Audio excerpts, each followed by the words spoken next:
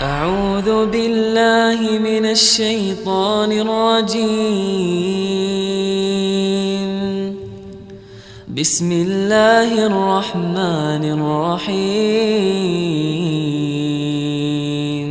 السلام عليكم ورحمة الله وبركاته.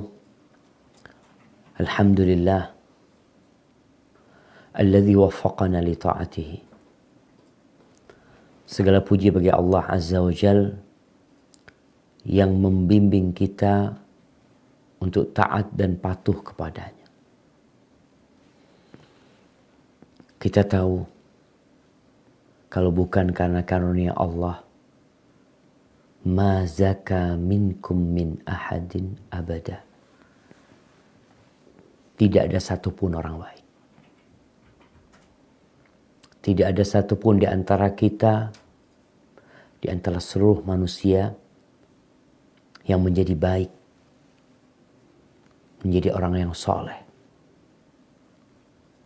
Kita harus sadar bahwa ketaatan, kepatuhan, ibadah-ibadah yang bisa kita lakukan itu karena Allah yang memberikan taufik kepada kita. Maka kita gak boleh berhenti berdoa, mensyukuri nikmat yang Allah berikan atas nikmat ibadah ini, dan meminta tambahan kepada Allah Azza wa Jalla. Tapi kebanyakan kita meminta tambahan dalam urusan dunia. Tapi dalam urusan akhirat, terkadang tidak pernah terbetik di hatinya untuk memohon kepada Allah Azza wa Jalla. Karena memang kata Allah, bal tu'thirunal hayatad dunya. Kalian benar-benar lebih mementingkan kehidupan dunia. Allahumma salli wa sallim ala sayyidina Muhammadin wa ala alihi wa ashabihi ajma'in. Ya Allah, semoga salawat dan salam senantiasa tercurahkan untuk baginda Nabi kita Muhammad alaihi salatu wassalam, untuk keluarga beliau, untuk istri-istri beliau, untuk putra-putri beliau, dan untuk seluruh sahabat Nabi. Semoga Allah meridhai kita bersama mereka. Amma ba'd. Ahibati fillah, setelah lama kita libur, semua sibuk dengan kegiatannya, semua melaksanakan tugas-tugasnya, tapi ana yakin semuanya tetap belajar dengan sarana yang sudah ada, memanfaatkan waktu yang Allah berikan. Di bulan Ramadan yang telah berlalu, kita bisa melihat bagaimana malam hari seperti siang hari. Di 10 hari terakhir, kita melihat tubuh yang biasanya terbujur, lemas, tak bertenaga, tidur. Tapi di malam itu dia tidak tidur. Dia terjaga. Membuka kedua matanya, mengangkat kedua tangannya. Lisan yang biasa kaku atau bahkan terbuka karena kecapean. Ketika itu lisan itu terbuka. Mulut itu terbuka dan lisan itu berkata, Allahumma Rabbi Ilahi Ya Rahman Ya Rahim. Tapi suasana yang indah itu terkadang berhenti ketika matahari Ramadan tenggelam di ufuk barat sana. Padahal seharusnya tidak, jamaah. Seorang mukmin yang beriman kepada Allah dan hari akhir itu akan terus menghidupkan malamnya dengan ibadah. Siangnya untuk bekerja mencari dunia. Tapi di malam harinya dia tidak habiskan malam itu untuk tidur, mengumpulkan kekuatan, menambah tenaga untuk mencari dunia.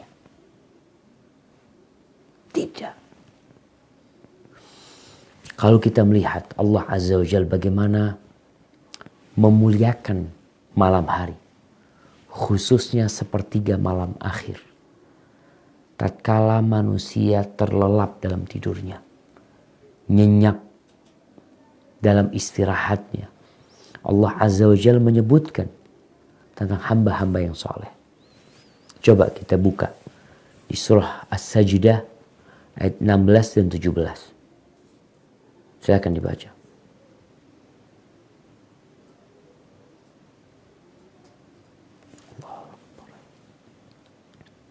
Surah As-Sajdah ayat 16 dan 17. Kemudian surah Adz-Dzariyat ayat 15 sampai 18.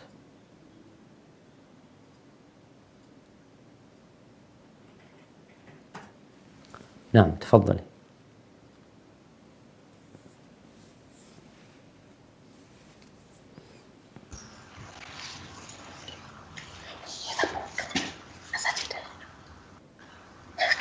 As-Sajdah ayat 16-17.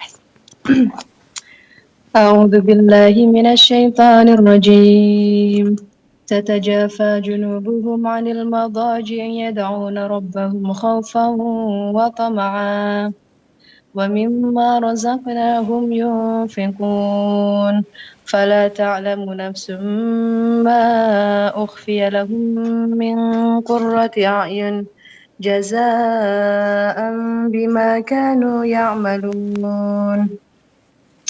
Lambung mereka jauh dari tempat tidurnya, mereka berdoa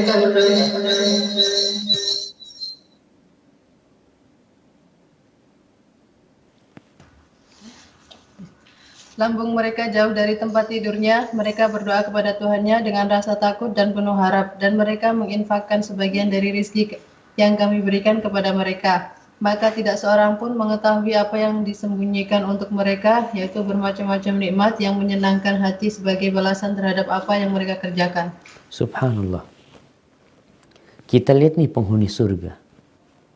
Ketika mereka hidup di dunia.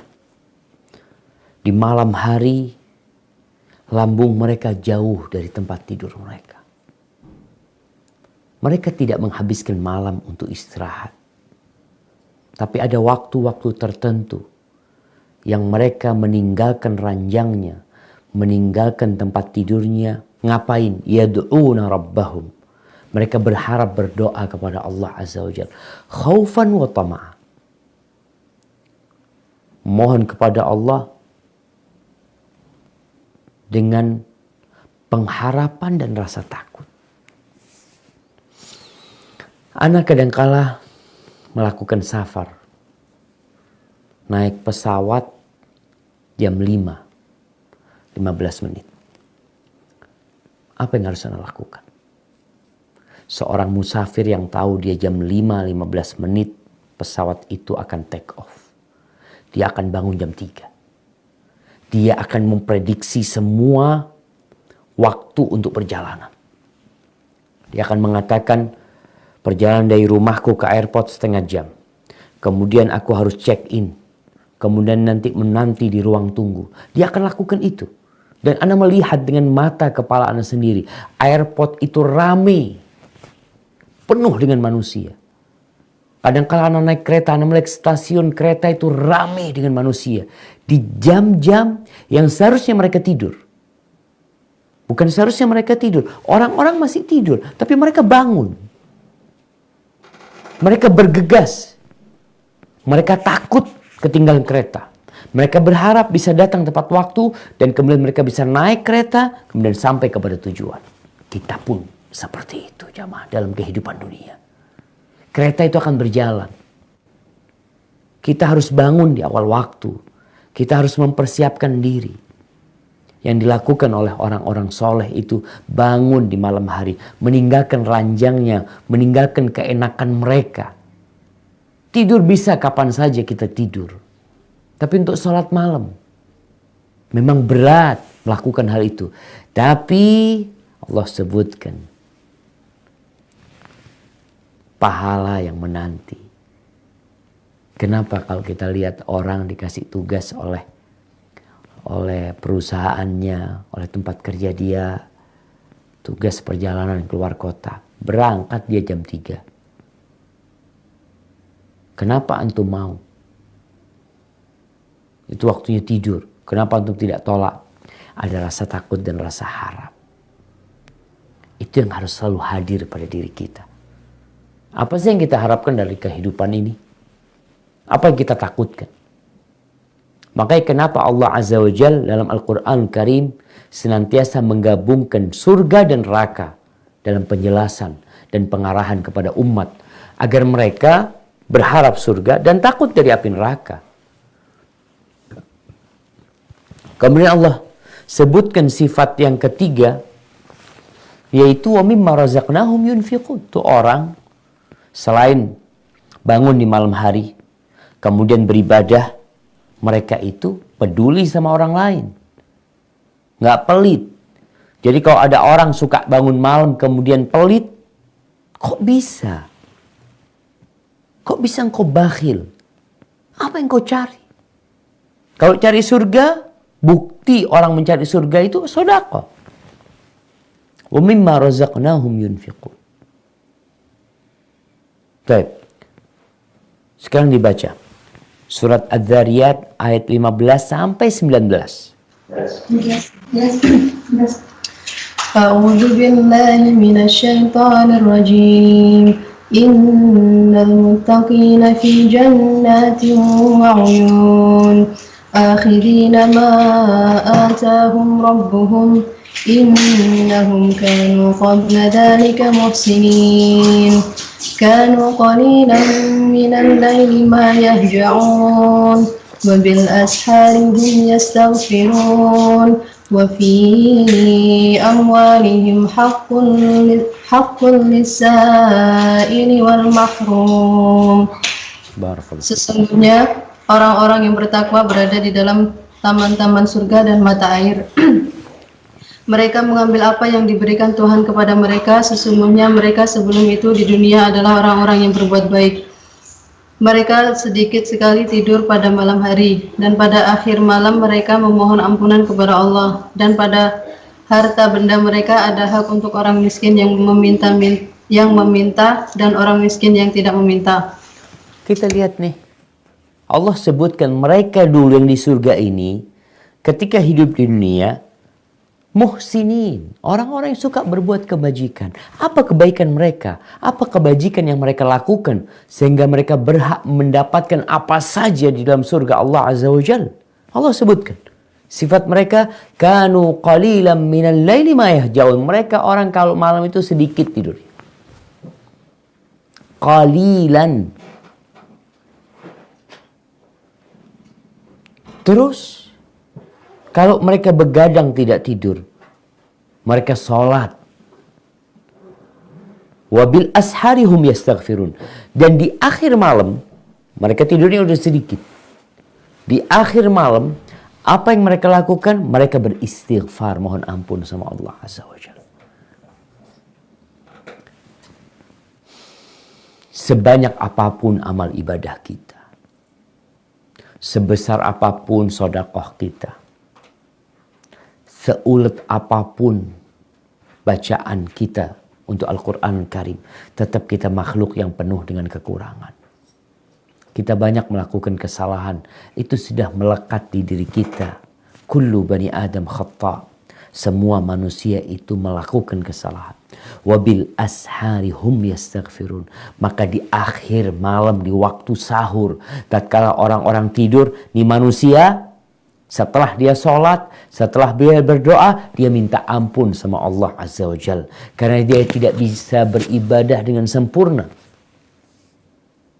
Itu yang dilakukan penghuni surga. Sudahkah kita melakukan itu?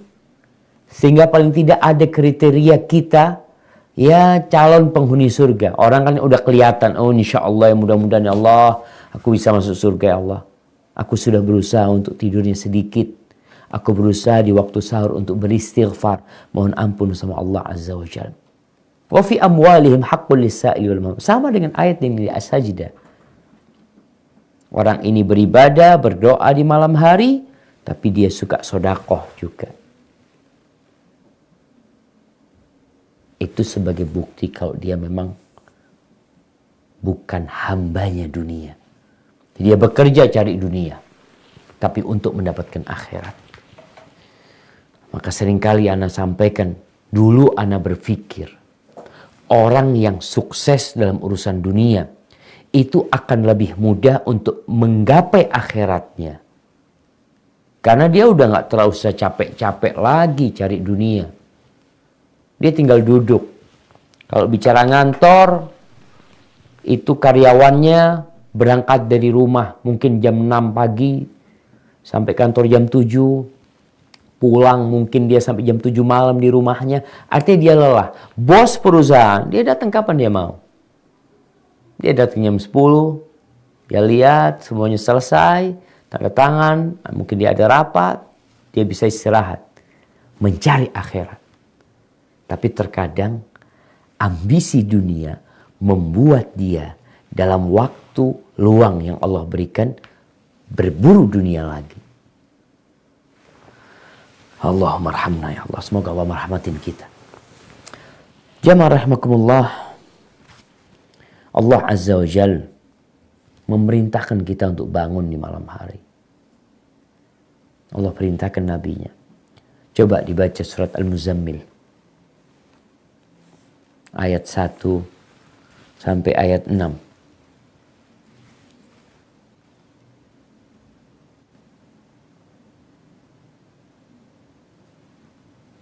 تفضل. أعوذ بالله من الشيطان الرجيم. بسم الله الرحمن الرحيم. يا أيها المزمل قم الليل إلا قليلا نصفه أو انقص منه قليلا أو زد عليه ورتل القرآن ترتيلا إنا سنلقي عليك قولا ثقيلا إن ناشئة الليل هي أشد وقعا وأقوم قيلا. Wahai orang yang berselimut, bangunlah untuk sholat pada malam hari kecuali sebagian kecil, yaitu separuhnya atau kurang sedikit dari itu, atau lebih dari 1/2 itu, dan bacalah Al-Quran itu dengan perlahan-lahan. Sesungguhnya kami akan menurunkan perkataan yang berat kepadamu. Sungguh bangun malam itu lebih kuat mengisi jiwa, dan bacaan di waktu itu lebih berkesan. Subhanallah jamaah. Kita lihat membaca Al-Quran di sepertiga malam akhir ya, di malam hari, itu berbeda dengan baca Quran di siang hari. Apalagi kita membacanya dalam sholat kita. Kita mendengar apa yang kita baca. Apalagi kita faham dengan apa yang kita baca. Kita disuruh, itu Nabi SAW disuruh bangun sama Allah Azza wa Jalla. Kita umatnya yang mengaku pengikut Rasulullah SAW, masa nggak mau bangun malam? Makanya dalam hadis riwayat Tirmidzi disebutkan alaikum biqiyamil lail. Kata Nabi SAW, kalian itu hendaklah bangun malam. Fa innahu da'bus salihina qablakum. Itu kebiasaan orang-orang soleh sebelum kalian. Dari kaumnya Nabi Musa alaihissalam, dari kaumnya Nabi Isa alaihissalam. Mereka itu menjadikan malam sebagai waktu untuk bermunajat. Waktu untuk memohon kepada Allah Azza wa Jalla. Itu kebiasaan orang-orang soleh. Jadi kalau ingin tahu kita soleh apa enggak, lihat. Kalau ternyata kita tidak pandai untuk bangun malam, ini kita kurang soleh. Enggak Ustaz, alhamdulillah ana sholat berjamaah di masjid. Nah, berjamaah di masjid banyak orang lihat. Makanya kadang-kala orang munafikin itu juga sholat berjamaah. Tapi kalau kita bisa sholat malam. Wa inna qiyamal lail qurbatun ilallahi. Qiyamul Lail itu mendekatkan diri kepada Allah Azza wa Jalla. Lebih dekat lagi engkau. Oke, di siang hari kita sholat, kita mendekatkan diri kepada Allah. Tapi Qiyamul Lail akan semakin dekat jarak kita kepada Allah Azza wa Jalla. Dan kita tahu, kata Allah dalam sebuah hadis qudsi, Ya ibn Adam, Lau ataitani. Nah, Rasul sallallahu alaihi wasallam mengatakan, Qala Allah Azza wa Jalla, Allah berfirman, andai kata anak Adam itu datang kepada Allah satu jengkal, maka Allah akan datang kepadanya satu hasta. Wala in atani yamshi ataituhu harwala. Kalau anak Adam itu datang berjalan kaki kepadaku, aku akan berlari-lari kecil kepada dia. Jadi semakin hamba itu mendekatkan diri kepada Allah Azza wa Jal, sesuai dengan upaya manusia dan kesungguhan dia mendekatkan diri kepada Allah, Allah akan lebih dekat lagi sama dia. Maka disebutkan bahwasanya Qiyamul Lail ini, subhanallah, qurbatun ilallah wa manhatun 'alil itsm. Jadi kalau ada orang yang mengatakan, Ustaz, kok susah ninggalkan kemaksiatan, Qiyamul Lail. Bangun di malam hari. Allah akan kasih kekuatan sehingga orang itu terhindar dari dosa. Wa takfirun lisayyi'at. Dan itu akan menghapuskan dosa-dosa. Wa matradatun lidda'i 'anil jasad. Dan akan membuat tubuh itu sehat insyaallah. Jauh dari penyakit. Beda dengan orang yang kerjanya tidur terus. Maka orang kalau tidur terus biasanya mudah terserang penyakit. Ahibati fillah, Aisyah radhiyallahu taala anha pernah ditanya tentang bagaimana bangunnya Rasul sallallahu alaihi wasallam malam hari. Qal kana yanamu awwalahu wa yaqumu akhirahu. Nabi SAW awal malam tuh tidur. Jadi usahakan kita membiasakan diri di keluarga habis isya tidur. Dulu jamaah, sampai saat ini ya.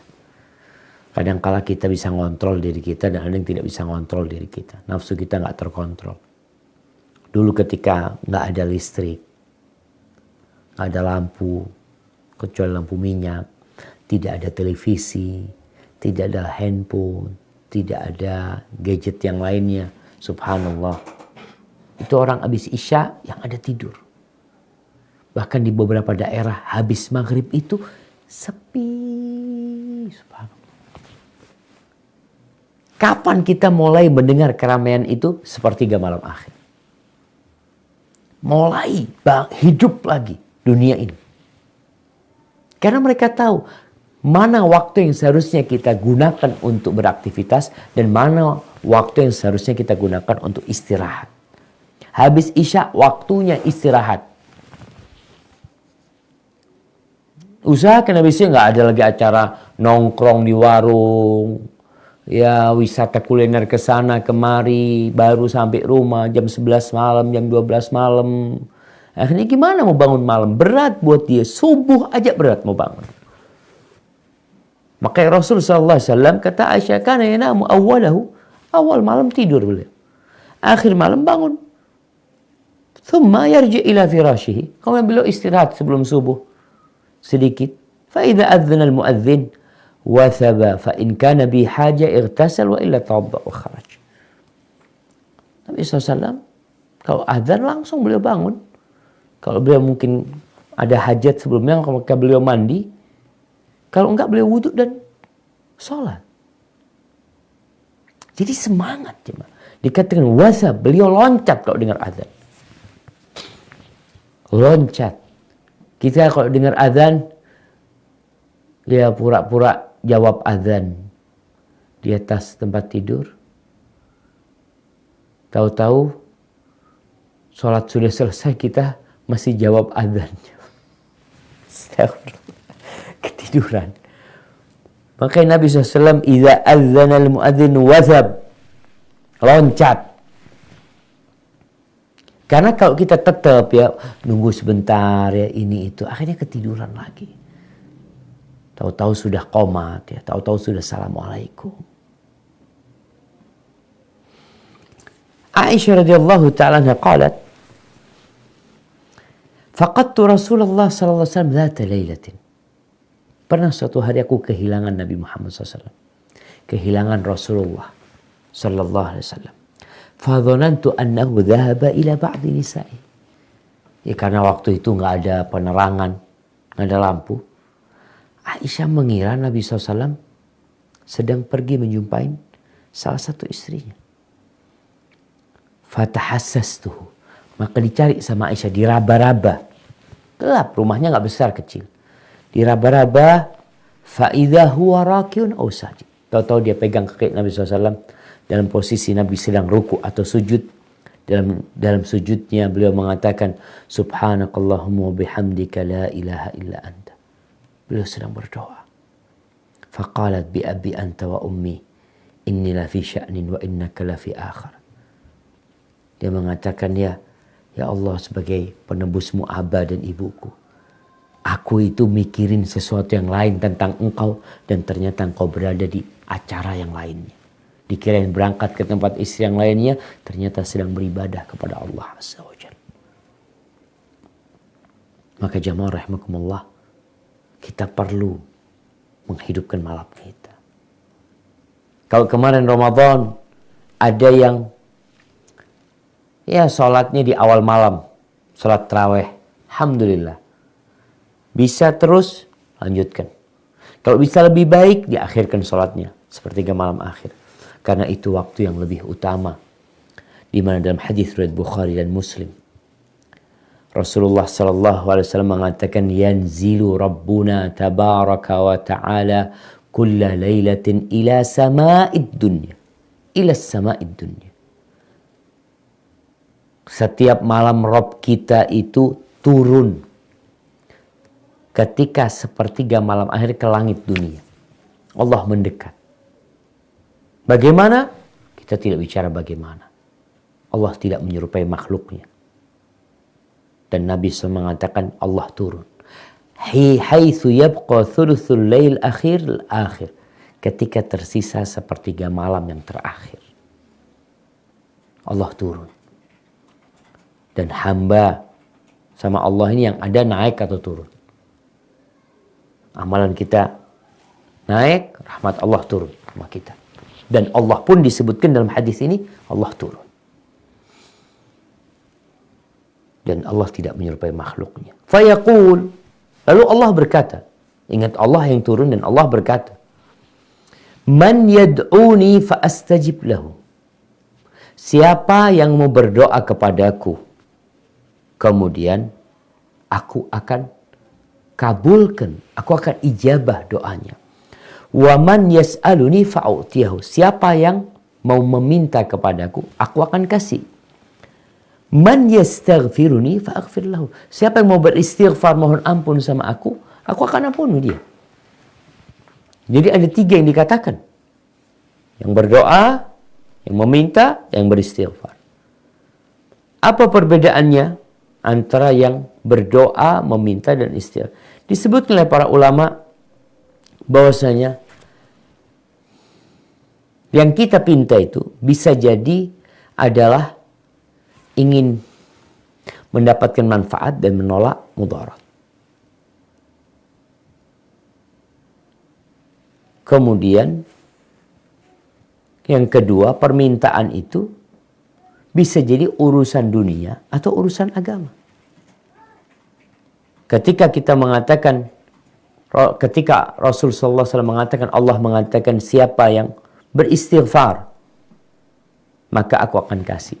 Orang beristighfar ini, dia berharap dosa-dosa dia dihapuskan. Ketika bicara minta, ya kalau minta ini bisa jadi urusan agama atau urusan dunia. Wa fid du'a, adapun ketika berdoa, biasanya orang minta urusan dunia. Tapi sejatinya orang mau minta apa saja, minta sama Allah Azza wa Jalla.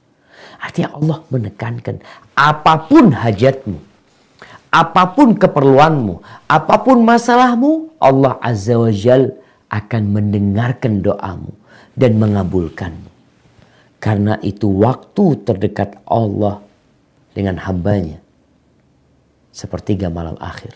Ataupun dalam kondisi ibadah, waktu terdekat hamba sama Allah Azza wa Jalla adalah ketika dia bersujud. Kemudian diriwayatkan Imam Bukhari dari Ummu Salamah radhiyallahu anha, anna Nabiy sallallahu alaihi wasallam istaiqadha dzata lailatin. Pernah Nabi sallallahu alaihi wasallam bangun di suatu malam. Faqala subhanallah. Lalu Nabi mengatakan subhanallah, madza unzila al-laila minal fitnah. Apa yang diturunkan malam ini dari fitnah, dari cobaan kepada orang-orang yang dicoba sama Allah Azza. Wa madza futiha minal khazain. Dan apa yang terbuka dari perbendaharaan-perbendaharaan Allah Azza wa Jalla.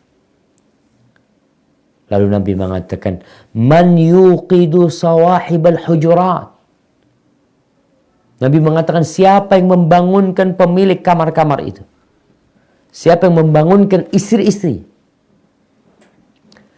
Rubba kasiyatin fid dunya ariyah fil akhirah. Berapa banyak orang yang di dunia berpakaian, hidupnya nyaman, mewah mungkin. Semua dia miliki, ariyah fil akhirah. Dia akan telanjang pada hari akhir. Semua ditinggalkan. Semua akan dibangkitkan dalam kondisi telanjang. Dan ada orang yang memiliki banyak pakaian. Satu pun tidak ada yang dia pakai. Maka diperintahkan untuk bangun malam. Diperintahkan untuk ada yang membangunkan istri-istri Nabi Muhammad SAW.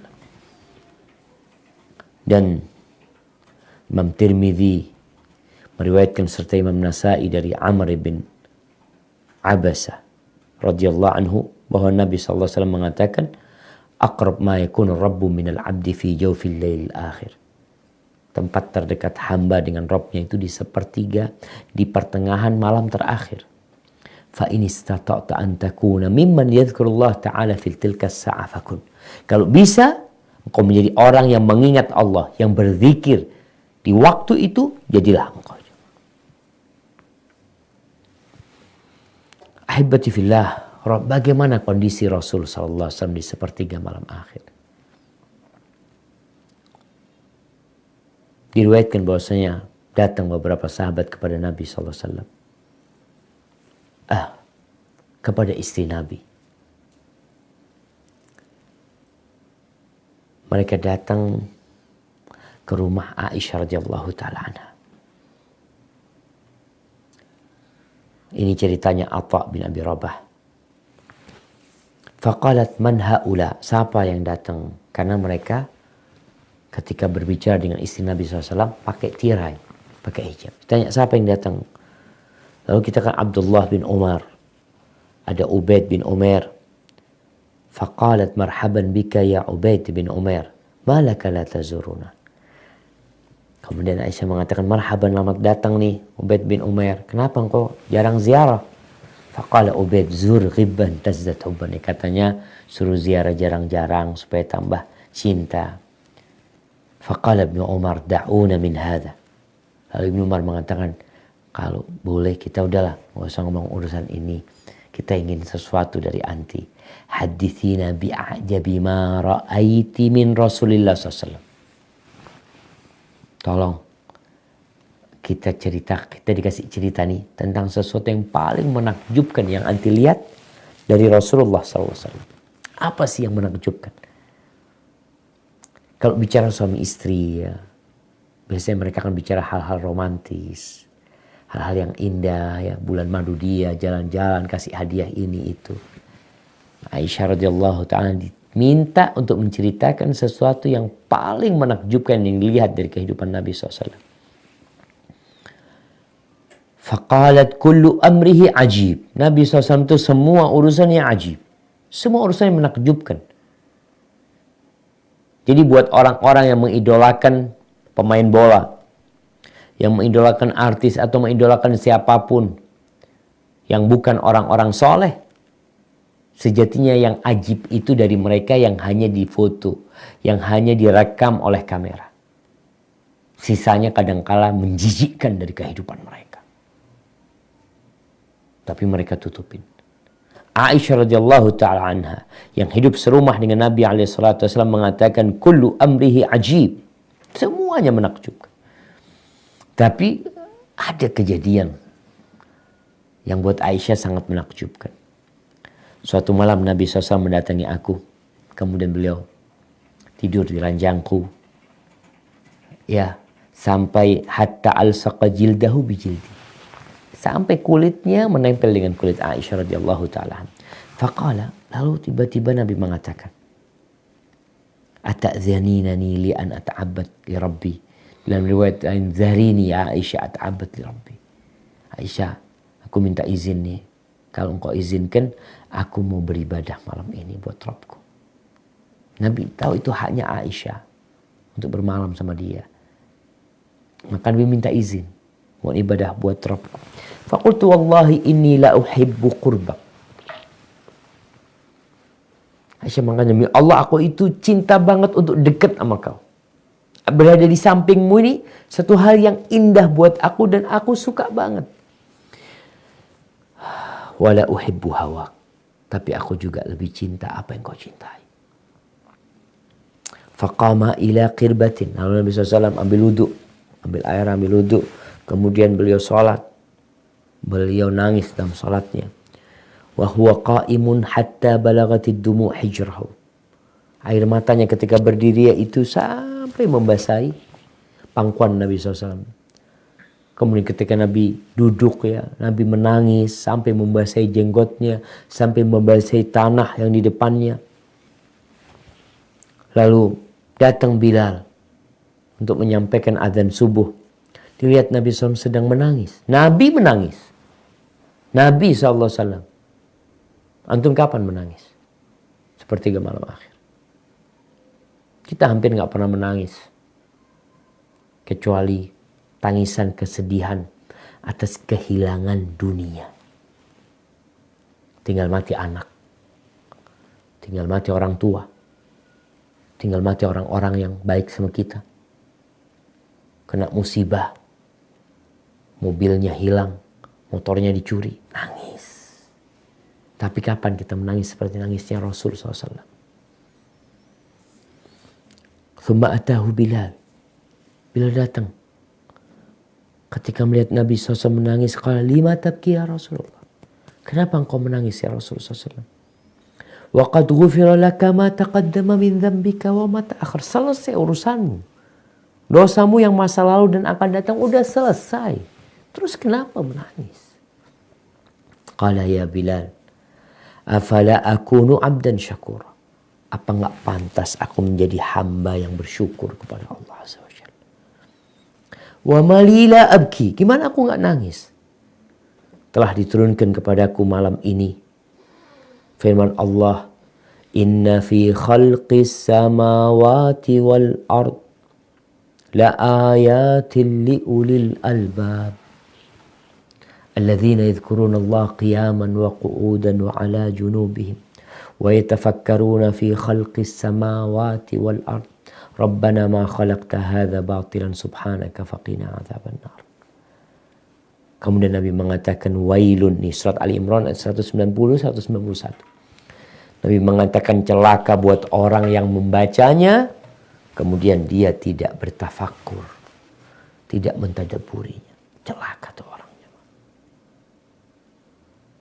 Maka kalau kita tidak mentadabburi ayat-ayat Allah, sulit bagi kita untuk merasakan lezatnya ibadah kepada Allah. Untuk menghadirkan rasa takut atas dosa-dosa yang kita lakukan. Selesai Ramadan sampai hari ini, berapa banyak dosa yang kita kerjakan.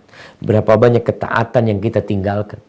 Khairul amali adwamuhu wa in qalla. Sebaik-baiknya amal adalah yang berkesinambungan walaupun sedikit.